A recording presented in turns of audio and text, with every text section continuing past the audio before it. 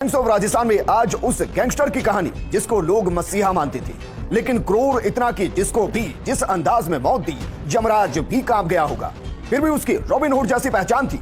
ये AK-47 से इश्क करता था, ये दुश्मनों का काल और दोस्तों का रखवाला था। शिक्षक बन बच्चों की जिंदगी संवारना चाहता था, लेकिन खुद क्यों अपराध के रास्तों पर चल पड़ा। IPS बनने का ख्वाब और फिर IPS के हाथों शिकार हुआ। इसकी कहानी किसी फिल्मी कहानी से कम नहीं, इसमें संस्कार है, अत्याचार है, खौफ है, मोहब्बत है, रंजिश है, जलालत है, धोखा है, लाश है, लहू है। यह राजस्थान का इकलौता गैंगस्टर जिस पर 5 लाख का इनाम था। इकलौता गैंगस्टर जो जब तक जिंदा रहा पुलिस के लिए चुनौती बना रहा और मरने के 20 दिन बाद भी पुलिस से लड़ता रहा। आज हम आपके सामने लेकर आए हैं राजस्थान के मोस्ट वांटेड गैंगस्टर आनंदपाल की सुपर मेगा स्टोरी, जिसमें बताएंगे आनंदपाल के हीरो और विलन दोनों बनने की पूरी कहानी।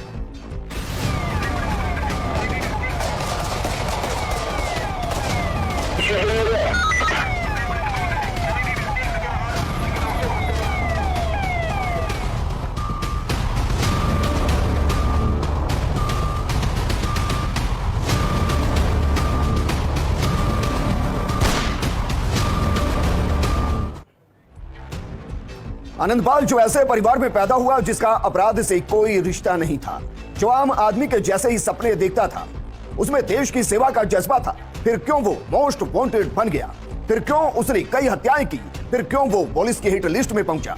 आज हम आपको आनंदपाल की जिंदगी के हर पहलू, उसके अपराध के साम्राज्य की हर शख्स, यहां तक कि आनंदपाल के सरेंडर से लेकर एनकाउंटर तक की पूरी क्राइम कुंडली दिखाएंगे।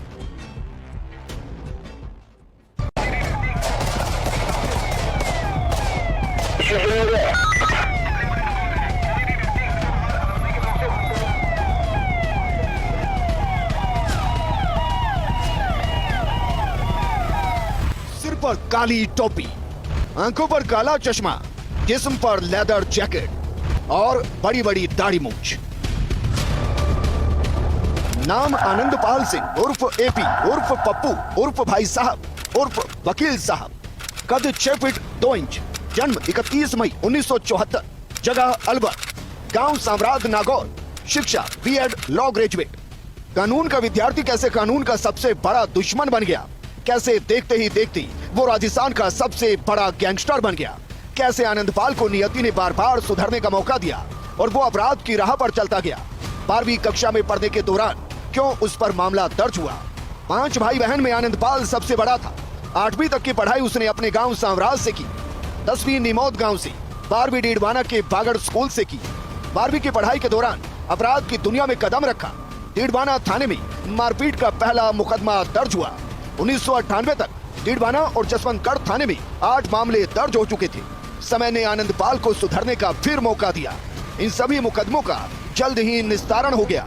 1998 में आनंदपाल ने रोहतक से लॉ ग्रेजुएट की डिग्री ली, लेकिन जैसे ही आनंदपाल कॉलेजी शिक्षा पास कर वास्तविक जीवन में आया, तभी से शुरू हुआ उसके जीवन का संघर्ष। आनंदपाल के कॉलेजी शिक्षा के बाद के जीवन को जानने से पहले हम आपको बताएंगे आनंदपाल यानी कि AP के परिवार के बारे में। माता निर्मल कंवर, सगे भाई रुपेंद्रपाल सिंह उर्फ विक्की और मंजीत सिंह उर्फ गंगा सिंह, बहन भंवर कंवर। आनंदपाल का बेटा चरमीत उर्फ चिनू, आनंदपाल का बेटा रणपाल सिंह उर्फ ऋतिक। आनंदपाल ने अपराध की दुनिया में कदम रखने से पहले कई काम करने की कोशिश की, जिनमें से एक था 1997 में लाड़ू में सीमेंट की एजेंसी शुरू करना। परिवार से इसके लिए 10 लाख रुपए लिए। उधारी के चक्कर में सीमेंट एजेंसी बंद करनी पड़ी। आखिरकार आनंदपाल ने एजेंसी को बंद कर दिया। सीमेंट एजेंसी बंद होने और 10 लाख का कर्ज होने के बाद आनंदपाल अपराध की दुनिया में वो कदम रखता है जिसके बाद वो वापस लौट कर नहीं देखता। साम्राज्य जाकर अपने परिवार से पैसे लिए, उसके बाद में लाडनू आकर एक दुकान किराए पर ली। दुकान में शुरुआत की उसने सीमेंट की एजेंसी। शुरुआत में व्यापार अच्छा चला, लेकिन जैसे जैसे समय बीता आनंदपाल काफी हद तक नुकसान में जा चुका था और आखिरकार उसे सीमेंट की दुकान बंद करनी पड़ी।